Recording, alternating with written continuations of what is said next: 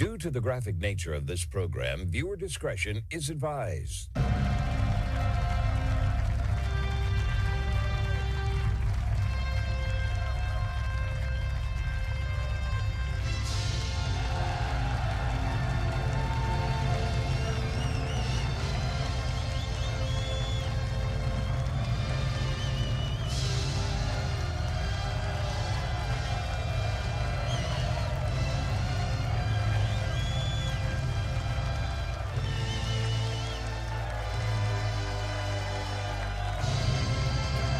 Hello, everyone. It is the Friday, March 13th, 2026 episode of The Marco Dre Show.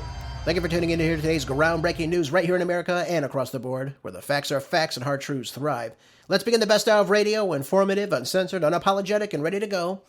Lots of great articles today, folks. We're going to go over our weekly economic report very soon. We're going to go over our stock numbers as well. Keep everyone informed on that aspect of our economy today. But I first have to go over some very important articles that just came to light yesterday evening.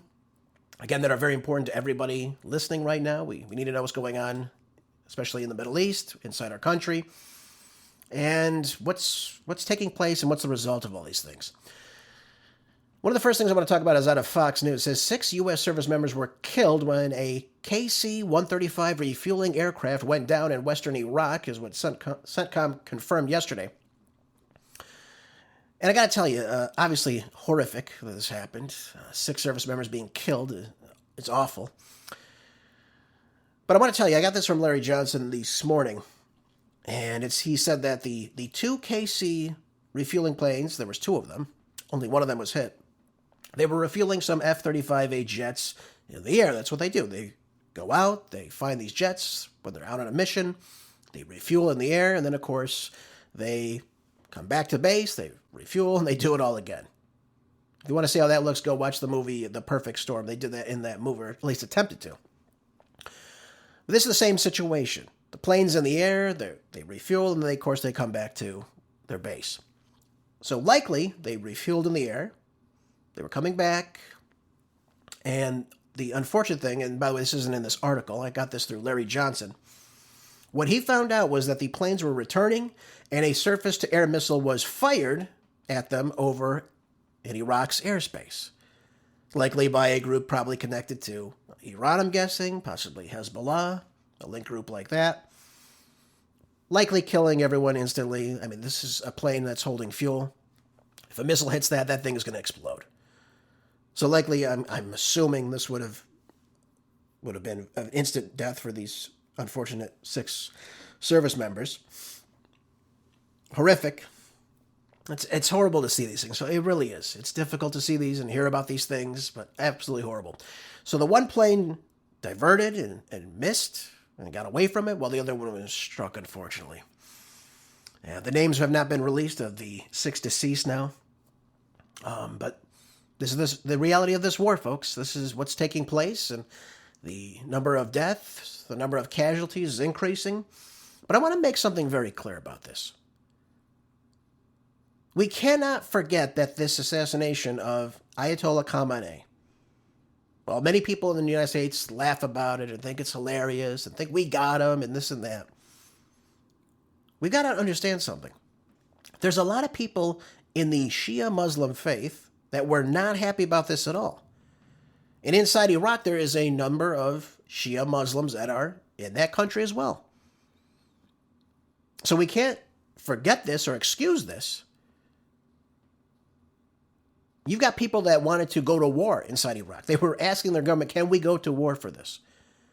Because Khamenei was really the second most revered religious cleric in the Shia Muslim faith, of these, what they call Twelfer Muslims.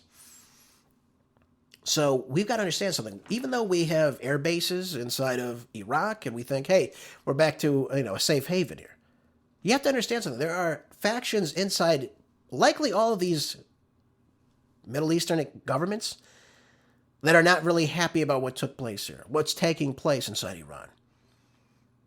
So we've got to be cognizant of all of this and understand that. On these missions, it's not just because you're over Iraqi territory or Saudi territory, that everything is just going to be fine.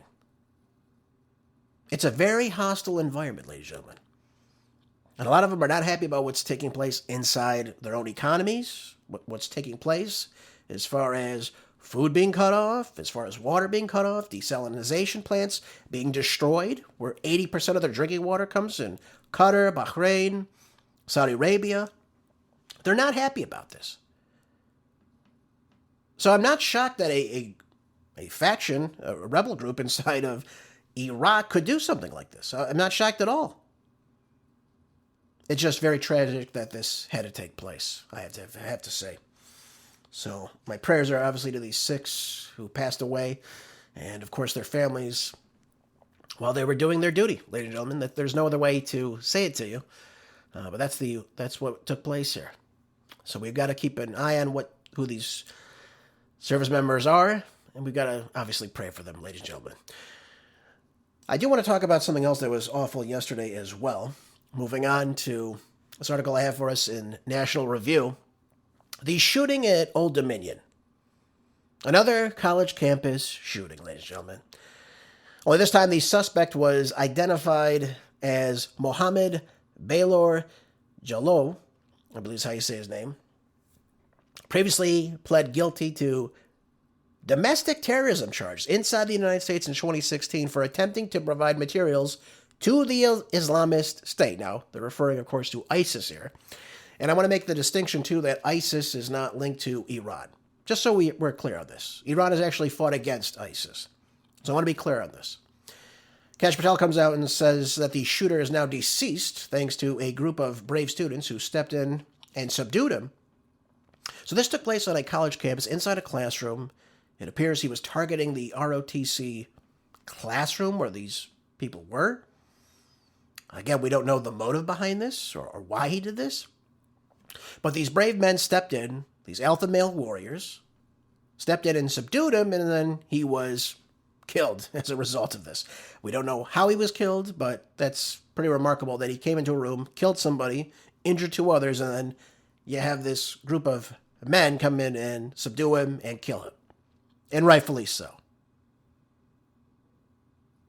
But make no mistake, this is an act of terrorism, ladies and gentlemen. This guy was sent to jail for terrorism. He was charged in 2016, first arrested then. And it was discovered that he actually attempted to procure weapons to be used in an ISIS-inspired attack inside the United States. He was also trying to send money, by the way, to the terrorist organization at the time. So he was convicted in 2017 and given 11 years in prison. Now, folks, my math could be a little bit off right now. 2017, plus 11, that is, it means he got out in December of 2024. That's not 11 years, folks. Who released him from jail? Oh, that would be the Biden administration. Oh, yes, of course. The Biden administration, obviously, light on crime. There you go. But he was also given 5 years of supervised release. Well, where's this supervised release then if he's out of jail? How come we don't know everything that this guy is doing? How come we cannot track this guy? How was he able to obtain a firearm? How was he able to get through campus with a gun on him? Now, I haven't found in this article what type of weapon he was using or how he was able to conceal it. But this guy was deeply involved in a lot of these radical attacks. He was very much enamored by terrorism. It said that his radical ideology runs deep. Said he began listening to online lectures by an Al-Qaeda cleric, Anwar al-Awlaki, praising the July 2015 terrorist attacks that killed 4 U.S. Marines and a Navy sailor in Chattanooga. Considered executing an attack on similar grounds at Fort Worth, Texas, for example, where there was 13 people killed, wounded 23 others. This is what this guy inspired to be, and we're releasing him from prison. How could you do something like this? By the way, this guy was born in Sierra Leone. He became a naturalized citizen, but why are we allowing this? Why would you bring in someone into your country, let them stay in your country when they are very much adamant about terrorism like this? And many of you will recall, I told you that these ISIS terrorist groups, Al-Qaeda, ISIS, Taliban, groups like that, these Sunni Muslim groups, they are responsible for over 80% of all terrorist attacks since the year 2000. Why would we let someone out like this? It's beyond me, folks. I don't have an answer to you. I have no sane person would do this. But I guess it's not good enough for the Joe Biden administration. Not at all. Abigail Spanberger said she's in communication and close contact with local emergency responders. I would love to see her denounce this, though. Why are we not denouncing this? Why can't she come out and say there is no room for terrorism inside Virginia, ladies and gentlemen, and they will be held to the furthest accountability and imprisonment? Why can't she come out and say that? No, not a word about it. Again, this is why these criminals think they can do whatever they want. They're brazen to do these things because they feel, hey, I'm in a blue state. I got a blue communist governor like Abigail Spanberger. I can do whatever I want, right? Same thing. We see what takes place in California. The lawlessness, the crime, just out of control. And why does that happen? Because Gavin Newsom refuses to fund local law enforcement. Even though Prop 36 passed, he doesn't care. Lawlessness to a T. Now you're seeing crime slightly go down, but nonetheless, it's still very much up. Still very much up. And it will only continue to go up as time goes on. These blue state governors, they set the tone for a lot of this. And I'm not saying Abigail Spanberger herself is involved in this. That's not what I'm saying. But when you have this soft on crime approach, violent criminals, by the way, violent criminals who don't follow gun laws. By the way, we want to know how he got this gun too, by the way. I really want to know this, how he got this gun. Obviously, it was illegal. But it goes to show you that the gun laws don't work. Maybe someone could tell Spanberger, Gavin Newsom, Kathy Hochul that these gun laws don't work. Criminals will continue to do crime. That's just the way it works. Only law-abiding citizens follow the rules. Those are the people you have to worry about. We're talking about these very ardent criminals, especially ones that want to do terror, should not have any contact with the outside world inside the United States. How you get 11 years for that is beyond me. 11 years. It's unbelievable. Actively wanted to fund ISIS. And they put him back out in the streets. I mean, this is on the Biden administration, first and foremost. The Trump administration, I'm very happy to say, wants to give at least 20 years to these terrorists that come in this country. But why do we allow this in our nation? Why do we allow a group of people that will spit on the country, hate the country, will work with groups that are totally opposite of the country? It makes no sense, folks. We have to talk about law and order. We have to talk about this now. And this should be a discussion the Trump administration addresses, and these people need to be held to the highest accountability, highest consequences. If you are actively funding, for example, the Mexican drug cartels or working with them, highest penalty to a T. Same thing if you're working with ISIS or communicating or love ISIS or whatever it might be. Where you are actively talking about wanting to do harm to people. These people do not belong in civil societies. They don't. And this could have been prevented had Joe Biden had left him in jail. Unfortunately, he did not. So we have the incident we saw yesterday take place in Virginia. Which brings me to the next point here out of NBC News, another awful incident yesterday, where a driver rams a vehicle into a large synagogue in Michigan. This is unbelievable, by the way. This guy drives his vehicle into the doorways of this synagogue, tries to breach the facility. Car catches fire, something ignited inside of it. He exchanges gunfire with the security guard, and then he was later found dead in the vehicle. So I don't know if he died because of what ignited in the car. Doesn't say here in this NBC article. But here's another case. We don't know anything about this driver, too, by the way. He's just called the driver. Obviously looking to do harm to people. But this is where we are now. We have people attacking people at religious institutions in the United States. We've seen this at Catholic churches, Christian churches across America. We're seeing this now on our campuses. These radicalized ideologues. And now we have someone yesterday, right after this took place, drives a vehicle into a large synagogue with a firearm, obviously looking to inflict harm to people there. Unbelievable. It's very sad to see these things, folks. It really is. I told you before, though, we have to be very aware of our surroundings. We have to know what's going on. We just can't be complacent, especially if you're in a big city, especially if you're in a big city in a blue state.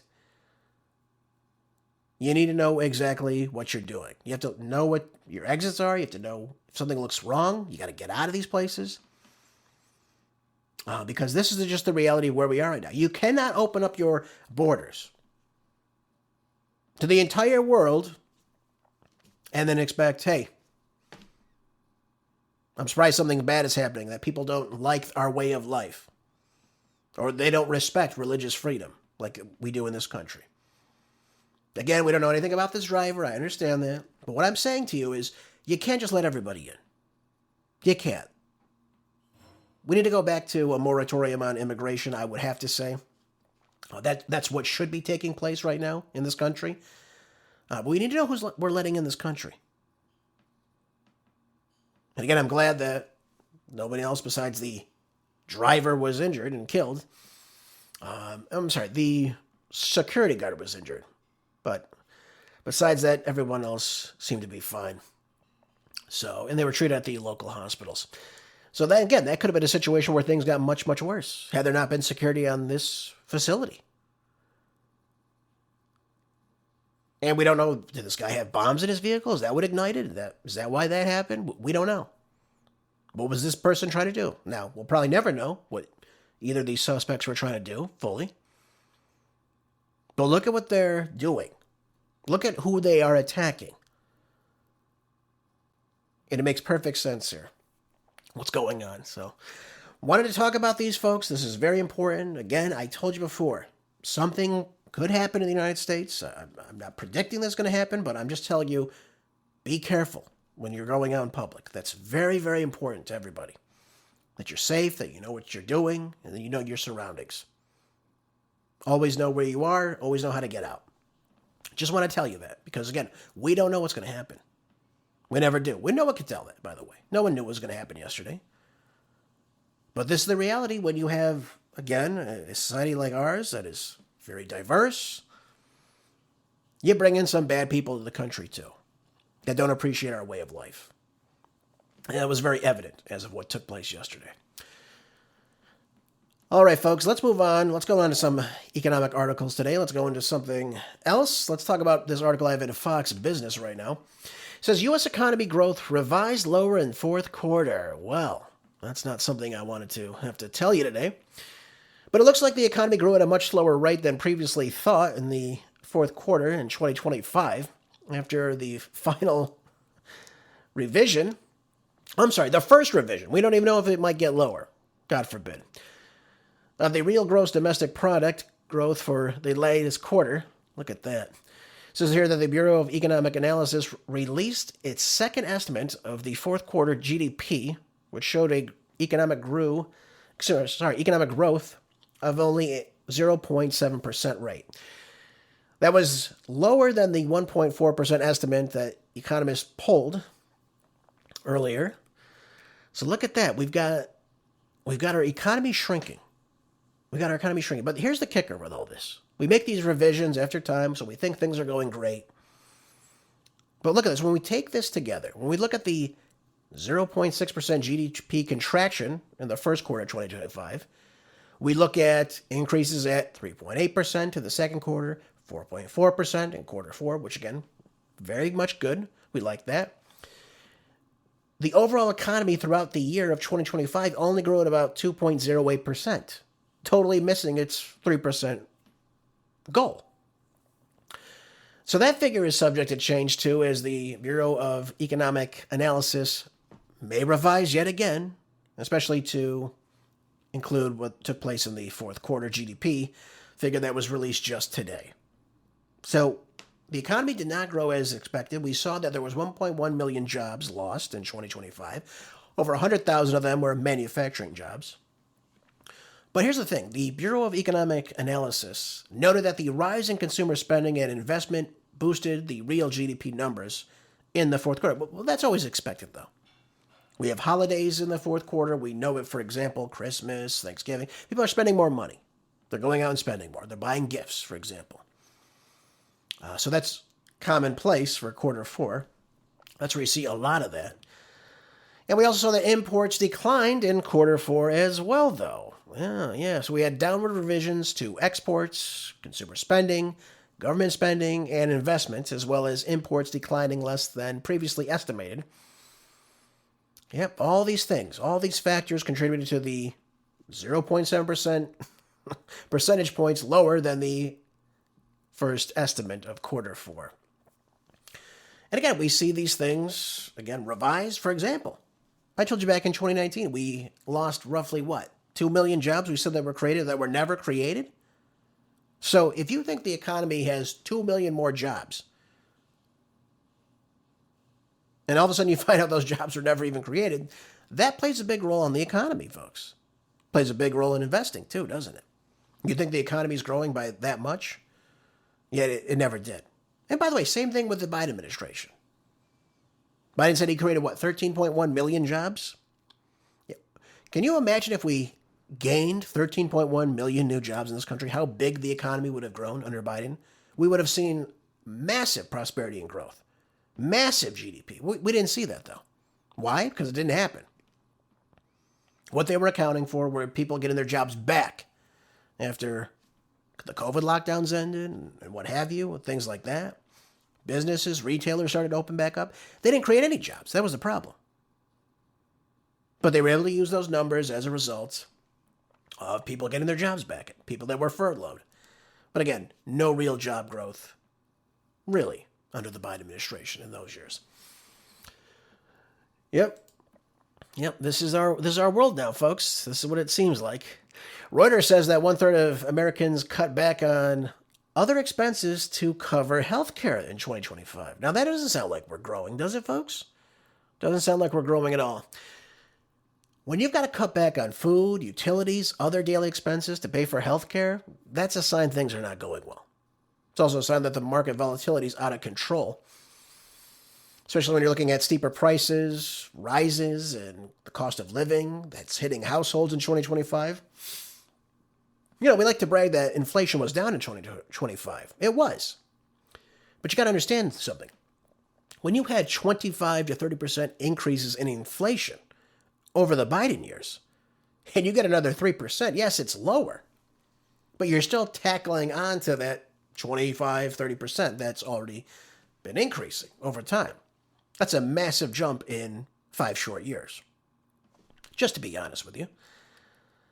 So look, we had a nationally and state representative survey of nearly 20,000 U.S. adults in all 50 states, as well as D.C. They conducted this interview and this survey from June to August of 2025.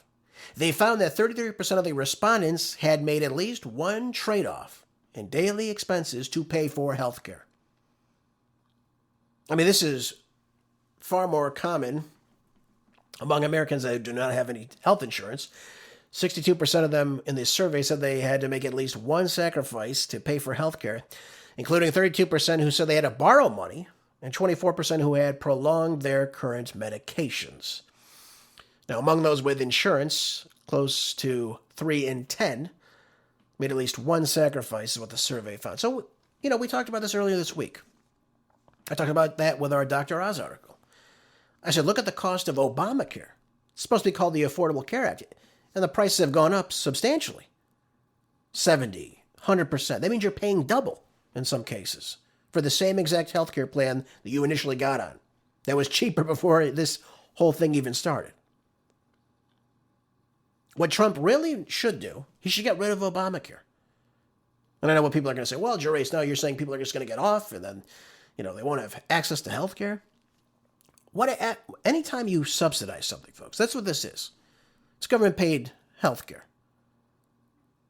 Anytime you subsidize something, what happens to the cost of something? The people in that sector go, oh, really? The government's going to give you all this cash to pay for health insurance? Well, I guess I can raise my prices now. And we see this time and time again.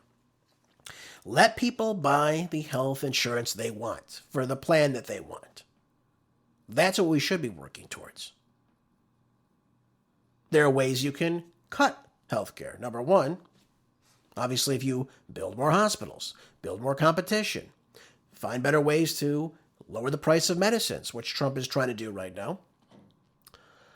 But you cannot just come in and say, you know what, we're going to throw this money at this and you're going to pay less. But then you look at it and the premiums have gone up. People are paying more out of pocket now. This is the reality of healthcare in this country.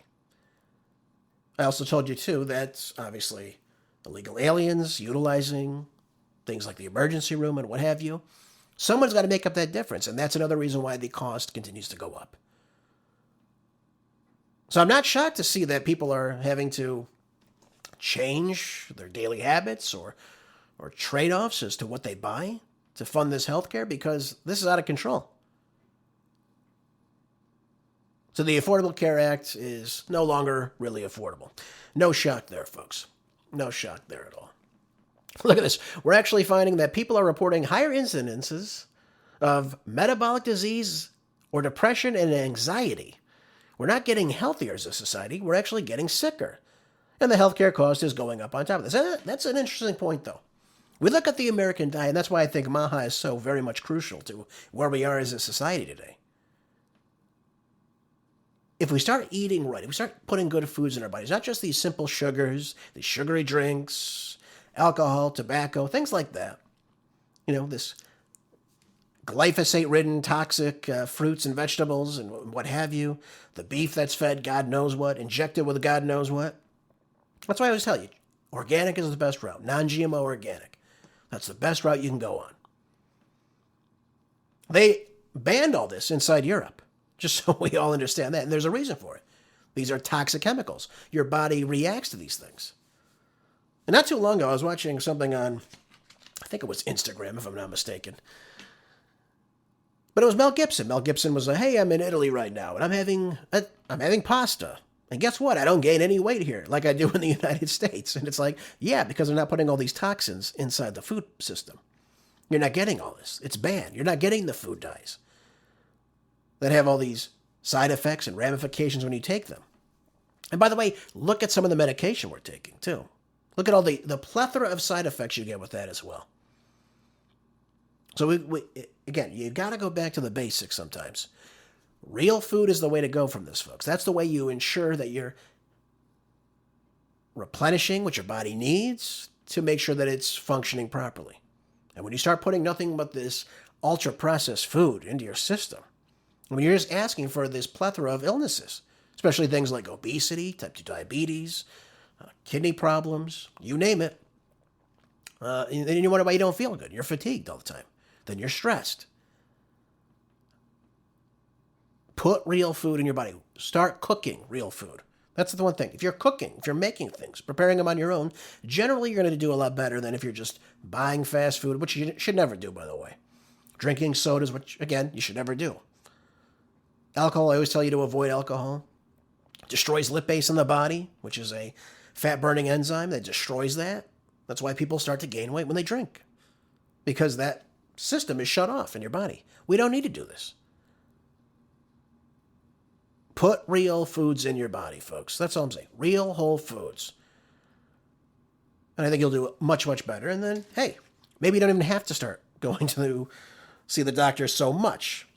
Look at this, though. I thought this was interesting. It ends with this. It says nearly 9% of the respondents of this survey postpone their retirement due to healthcare costs. Unbelievable, by the way.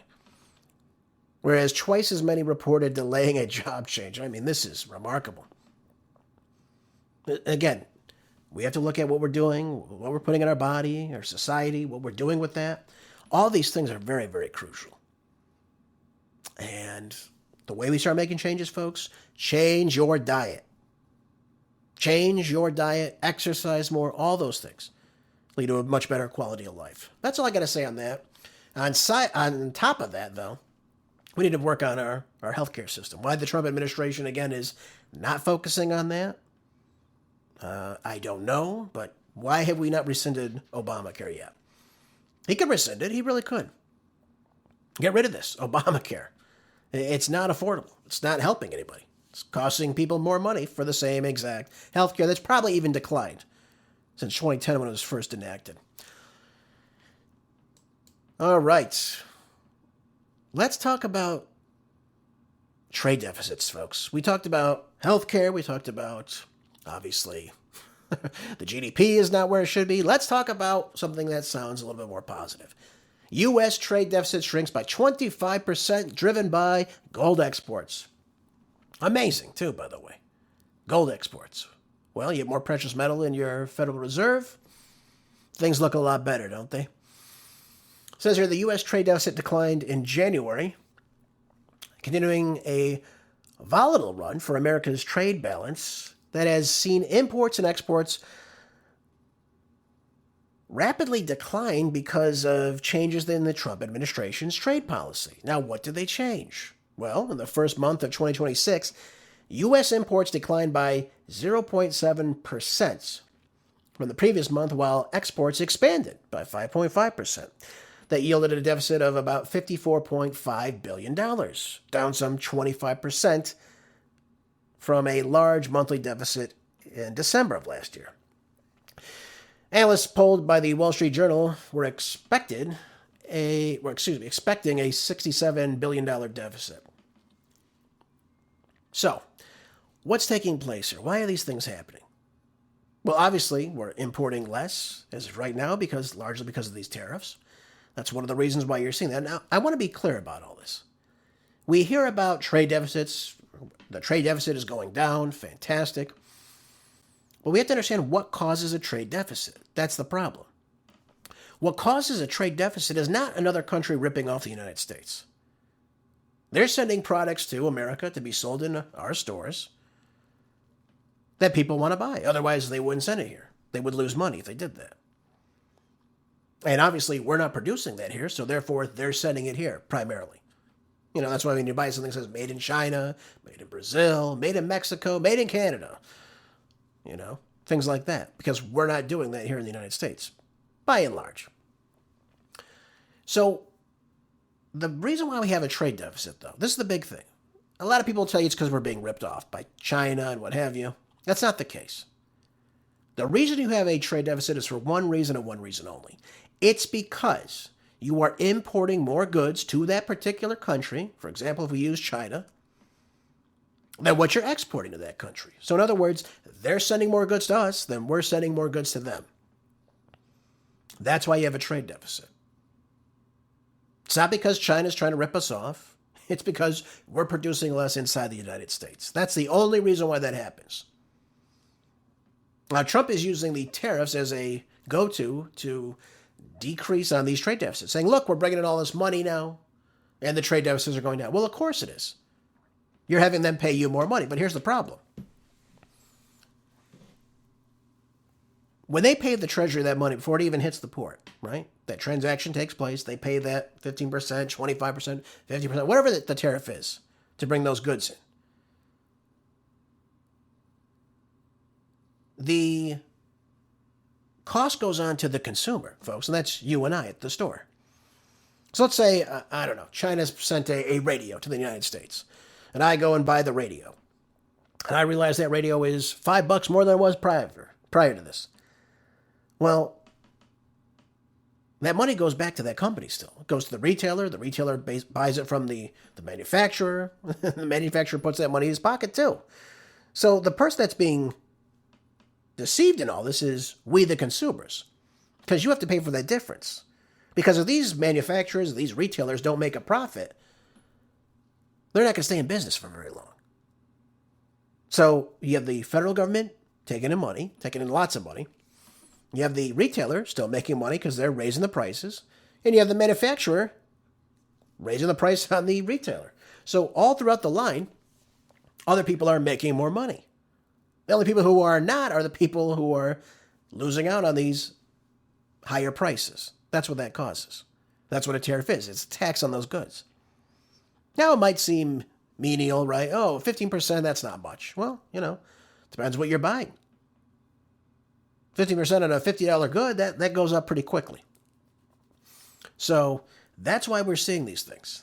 Okay, that's why we have these tariffs set, because we're trying to reduce these deficits. But the reason we have these deficits is because we're not producing here in the United States. If we actually started manufacturing inside America, and we're less reliable on countries like China, countries like Canada, countries like Mexico, we wouldn't have these problems in the first place if we just did it here in the United States like we should be doing. And we've had trade deficits running back all the way to the 1930s, by the way, just so we understand this. It's not just a new phenomenon that just happened under Joe Biden and President Trump. We've had these trade deficits for quite some time, almost 100 years. It's because we need to start producing here in the United States. So while this is, it's good that the deficit drops, but you've got to understand something. If you start importing less from these countries, of course the trade deficit is going to go down. That makes sense, right? If they say, hey, we're not going to ship to you anymore. We're going to drop our shipments. Well, that might sound good, but then you have less of those goods in the United States. Who really makes out in the end? Well, China will just ship those goods somewhere else. That's just the way it works. And that's what we're seeing right now. Even last year, China spent, they had, I think it was 11% less goods that they sent to the United States in one of the quarters. And yet, despite all that, they still had a higher surplus than they ever had in the United States through trade. And the reason, of course, was because we put these tariffs on, and they're making out even better because now they have to charge more. People still want those products, so they still buy those products. So while this sounds good on the abstract, right? It sounds good. Hey, the deficit's going down. Fantastic. The reality is it's because they're sending less goods. And this is what it says here. It says imports declined primarily because the United States bought fewer pharmaceutical drugs from abroad. There it is. That's why we saw this drop in this major pricing. Pharmaceuticals are another category whose month-to-month swings have contributed to the data's bumpy pattern over the past year. Well, there you go. And who produces lots of our pharmaceuticals? China does. But despite all that, China still made out a record high surplus with the United States. I think it was over $1 trillion, if I'm not mistaken. Something like that. It was very, very high. So let's see. Trade patterns fluctuated rapidly last year. A flood of imports hit the United States poured shortly after Trump's inauguration when companies raced to bring in overseas goods before the tariff hits. Yep. There it is. After running a $572 billion deficit in the first 6 months of 2026, the second half deficit shrank to $339 billion. So there you go. Bring in less goods. Start doing that. Hey, your trade deficit goes down. But it's not going down because we're producing more. That's what I want you to understand. I would love it if they said, hey, we're still bringing in all these imports in the United States, but we're exporting even more now. We're producing more in the United States now. I would like to see that take place. We're not seeing that, though. We still have substantial trade deficits that have stabilized and, of course, persisted in recent months. And as from Europe to Asia, we have major manufacturing nations that have launched these programs that have helped their own domestic producers remain competitive sellers inside the United States. I want to see the United States jump back into that arena. And we know that when you have a large manufacturing class, you have a better middle class in the United States. That's just the way it is. Manufacture more, you build more products, you build the raw materials. Here in your country, you start getting better paying jobs. People want those goods. And then, of course, you have more exports. Therefore, you lower the trade deficits substantially. Because again, if you don't need those goods, or if you don't need as much, and you're spending more in those exports, your country makes out on the other end. And that's really what's important. So you can't do it just through tariffs, folks, because you are paying the cost of those tariffs. So that might sound great, but everyone else is making out but you. That's the truth of the matter. Okay. All right. Let's move on, folks. Let's move on. We got to talk about our stock market today. Don't think I don't have my wonderful stock market report ready for you. A little bit of a volatile week, I'd have to say. All right, let's jump right into it. Top marginal stocks. We've got the S&P 500 trading at $6,648.89 as of about an hour ago, down some 0.36%. You got the NASDAQ trading at $22,156.41 a share, down 0.70%. And the Dow Jones, down a little bit this week. $46,690.40, up 0.03%. So we have the S&P 500 index. It's trading below Monday's open, as one can imagine. Again, I told you it's going to be volatile. And again, it's reflecting the broad-based softness we're seeing on the markets, especially in the tech, the consumer, discretionary. Again, due to mixed signals on inflation right now. People are very worried about that. And of course, we have people rotating in and out of the defense sector investments as a result. We can look at what's taking place in the NASDAQ. Again, it's affected because the tech stocks have been under pressure this week. You see AI-linked names, which have increased profit revenue as of recent and are now, you're seeing more of the profit-taking and volatility in these markets. So people are trying to get out ahead of this. So now they're trying to sell before, obviously, they lose out. As for the Dow Jones, we've seen a flat to slightly positive week today, so not much growth there. Certainly not at the 50,000 mark that it once was. That Pam Bondi was so very much happy about, and who could blame her? But the strength in the industrial, the energy, and financials have given the Dow Jones just a little bit of a boost this week, kind of playing off of the tech sector's weakness in that same category. So that's why you're seeing our top marginal stocks just down a little bit this week. Moving on to our tech stocks, let's look at NVIDIA, trading at $181.43, down almost 1 percentage point. You got Meta / Facebook / Instagram, trading at $618.32, down 3.11% from yesterday's close. We have Apple, trading at $252.86, down 1.13%. Amazon, trading at $208.09 a share, down 0.69%. Alphabet, down about almost a point, trading at $302.75 a share. Microsoft, trading at $396.44 a share, down 1.35%. Dell Technologies, trading at $149.45 a share, down 0.31%. And finally, Broadcom, taking a big hit today, down some 3.32%, trading at $324.81 today. So all 9 of these stocks are down this week. You see Meta and Broadcom showing the steepest declines. And a lot of it's because the tech markets are correcting themselves after a slight cooling in the cloud systems, the semiconductors, and of course we're seeing AI pullbacks taking place this week, while the broader market rotates into less volatile sectors. That's why that's taking place. And finally, let's jump into our precious metals and, of course, our oil we have to talk about as well. We've got gold trading at some $5,150.70 a share, down almost a half percentage point. We got silver trading at $85.19 a share. Again, same thing, down 0.51% today. Platinum trading at $2,165 a share, barely down 2 points, not much at all. And palladium trading at $1,616 a share, down some 3 points from yesterday's close. Again, we got gold, silver, platinum, palladium. They're trading slightly lower today, driven largely by the profit-taking that we're seeing as of late. Again, because people don't know what's going to take place with this war. That's what it comes down to. People want to sell when they feel they're at the highest point, and they think gold is topped off. Well, I don't think it has. I think it's going to get much higher. While forecasts really say to us that, yeah, this is going to get much higher. They think it's going to get to around $6,000 per share, or at least per ounce, by the end of 2026. So that's something to consider.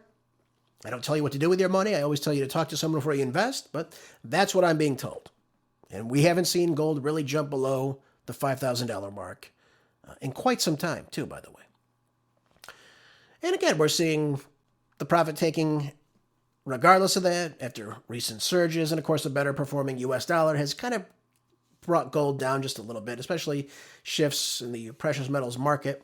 But all are up, ladies and gentlemen, all are still performing very well from just a year ago. So nothing really dramatic in the precious metals market. But where we are seeing a lot of volatility, where a lot of things are changing very quickly, And actually, I'm going to update my browser here because I don't know if oil has changed in the last hour since I was last looking at these markets. So let me just take a look at CNBC really quickly. Yep, they changed. Wow. They changed quite a bit, too. Look at this. So right now, as of today, we have Brent crude trading at $103.60 a barrel right now, up 3.13% from yesterday's close. That's 3 points. It's up. Yep. We have WTI crude trading at $99.26 a barrel, up 3.69% from yesterday's close.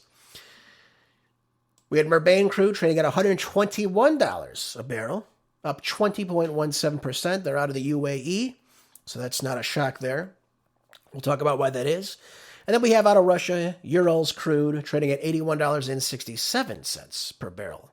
That is down 4.08% from yesterday's close. Well, folks, I told you this was going to happen, and sadly I'm correct. But nonetheless, we had the oil markets remain extremely volatile to the ongoing Middle East war that we're seeing with Iran, especially because of the closure of the Strait of Hormuz, and of course the disruption that we're seeing take place out of there.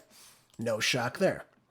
And as a result of that, we've got Brent crude and WTI are very much elevated as traders price in the sustained risk out of the supply.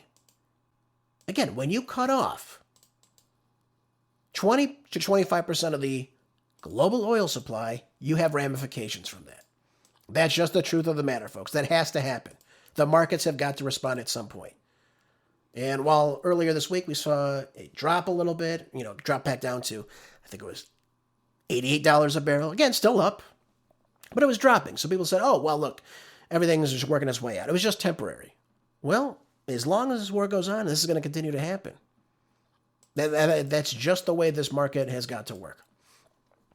You look at something like Murbain crude. Again, sharply higher due to its Gulf region exposure and its heightened risk premium because, again, it's just sitting there. That oil is not moving anywhere right now. You can't move it because the Strait of Hormuz is closed. So that factors into that supply. You might as well think it's just not even there. And then you have Urals crude out of Russia is mixed right now. You got prices recently surging due to the diverted global demand. By the way, you're seeing India come back to Russia right now saying, hey, please, can we buy this oil from you? And they're saying, yeah, you can buy it, but you're going to pay $5 more per barrel now because you tried to buy it from the United States instead of us. I think that was Vladimir Putin telling his BRICS counterpart, yeah, you better stay with us. You better stay with us. Otherwise, you're going to be paying even more. But today's pullback reflects higher tanker costs and logistical constraints coming out of Russia right now. What does Pete Hegseth have to say about the closing of the Strait of Hormuz? You know what he just said today? This is in Fox Business too. Said, don't need to worry about it. Really? Don't need to worry about it. Yeah, don't need to worry about paying 58 cents more per average for unleaded across the nation now from just a month ago, ladies and gentlemen. That's the truth of the matter. Ask the people in Los Angeles who are paying $8.21 per gallon for unleaded gasoline in parts of Los Angeles now. You can't even make this stuff up. This is just crazy. I can't even imagine that. And by the way, a lot of that's local and state government blunders too that can figure into the $8.21 per gallon. But what President Trump is doing with the global oil supply is certainly not helping at all. Commerce Secretary Scott Bessent just came out before this show started. I just caught that headline. And he said that the U.S. is now going to start escorting ships through the Strait of Hormuz very soon. Even though I just saw another report that contradicts that, saying that it would take even weeks to begin that process. So I don't know what soon means. I don't know if soon is a month from now, 4 months from now. But again, expect the long haul with this war. We're going to be in this for a while, and then we have to be. We have to be, because Trump has to give the impression, or at least the assumption, or the facade that we're winning this war, which we are not. That's just the truth of the matter.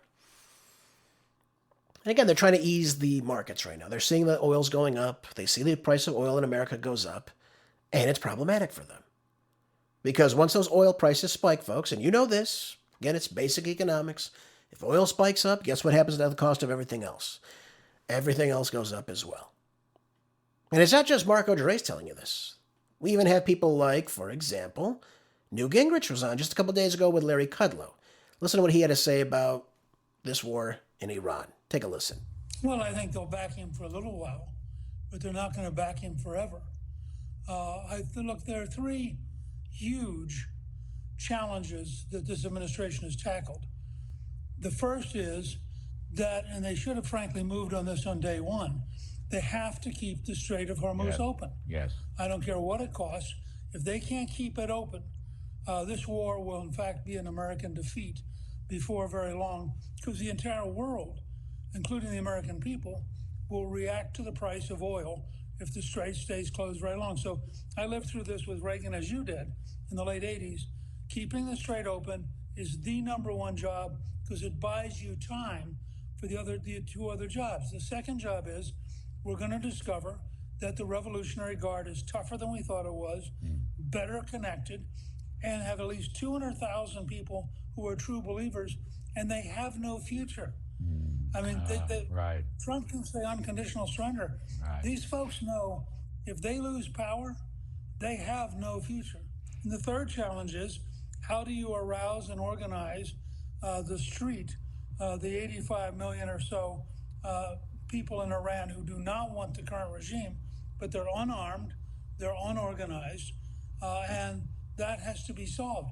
These three problems are going to decide whether this was a stroke of genius or, frankly, a step into quicksand. Well, you know my position on this, folks. You know my position. First of all, we're not going to keep the Strait open. We're just not going to be able to do that. That's not going to happen. And how do I know that's not going to happen? Because, well, didn't the Iranians just come out and show us this array of anti-ship drones that they have now that they could put throughout the Strait? There were talks of mines being put there. Now, I don't think mines are actually being placed in the Strait. I don't think they need it. That's why I say that to you. But all this has an effect. And again, Newt Gingrich rightly says, when they see the price of at the gas pump, when they see the price of the goods start to go up. I mean, the claim to fame for Trump was, hey, he brought these gas prices down very quickly. And he did. Because he understands supply and demand. We've got to start drilling more, right? We drill more, we have more supply. This helps out everybody. But what's taking place now is you're seeing, as a result of this strait being cut off, you're seeing a lot of chaos throughout the world now. Not just in the American markets, but especially in Europe. You're seeing the price of gasoline go up substantially already. You're seeing prices inside of Asia really starting to go up right now. We're talking about 20%, at least 20%. I've been told it's up to 25%. But at least 20% of your gas, oil prices, come out of that region. And if we allow that to stay up, if we allow that to stay high, we have lots of problems on our hands, folks. We really do. Yeah, and by the way, we know it's getting bad. You know how I know this? Gateway Pundit says here, as crude prices surge, U.S. lifts sanctions on Russia oil already at sea. So that lets me know, hey, we're going to take these sanctions off because we want you to get that oil to where it needs to go so that we can start to bring down these benchmarks and bring down the overall global price of oil. That's why we're panicking right now. I don't know what the end result's going to be. Again, if that strait stays shut, though, it's got to stay high. They're expecting to go up to $200 per barrel. If that happens, whatever you're paying now, you will be definitely paying double for very, very soon. So that's why I say make arrangements now. If you can buy some gas and store it, hey, that's better than nothing. That's better than nothing. But the fact that we're working with the Russians, and I'm sure this was part of their conversation, President Trump and Vladimir Putin, earlier this week, that, hey, we'll take these sanctions off, ship your oil, yep, don't worry about it. He wants to get more oil into supply. That's what it is. More oil in circulation. So these prices start to come down while we continue to wage this war with the Iranian government. One positive thing may have come from this week, though. This is out of ZeroHedge. It says job openings unexpectedly surged by almost 400,000. Biggest increase since 2024. Well, folks, maybe the mini recession in the United States is ending. I don't know. Or maybe we're going to be jumping into one very soon, which would likely be the case should the global oil supply crash the governments of Europe and Asia and affect ours greatly. But after slumping in 2025, it's been a real rocky road for the U.S. labor market, especially after the February payrolls showed how bad things were. But now we have a jobs report now and a turnover report published by the Bureau of Labor Statistics suggesting that it says here, U.S. job openings, which rose by 396,000 in the month of January, the biggest increase since November of 2024. That's something positive we can look at, though, folks. I mean, again, I don't know exactly what type of jobs these are. It looks like a lot of it's in trade and utilities, financial activities, professional and business services, leisure and hospitality. I want to see the manufacturing. I know I keep harping on this, folks, but I want to see those manufacturing numbers start to kick off. That's what I really want to see. Again, 130,000 increase in retail jobs. Okay, that's good. Private education, health services jobs opened up by 123,000. Leisure hospitality increased by 185,000. Professional and business services was the only major sector to see a sharp drop. Oh, okay, I see that now. All right. We need to get entrepreneurs. We need to get manufacturing back. This is what we want to build, a better middle class in this country. Now, whether or not these get revised, I don't know. But that seems to be the case right now after hitting a 5-year high. So at least that's something positive to look at, that there's more jobs around America as of late. So hopefully that's a trend that continues up. Hopefully we open the door for a lot of that. I think that'd be good to see, folks. I think you all would agree with me on that. That would be a good thing to see, right?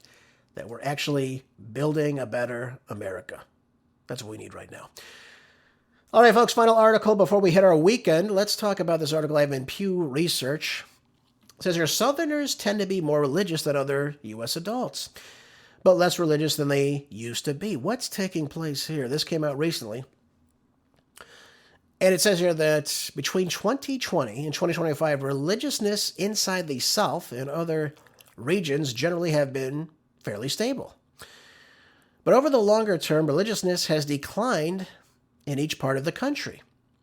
So the change is big enough that current levels of religiousness in the South resemble the 2007 levels of the religiousness of the Northeast and of the West. Huh. Yep. It's down about 1%. Now, that might not seem like a lot.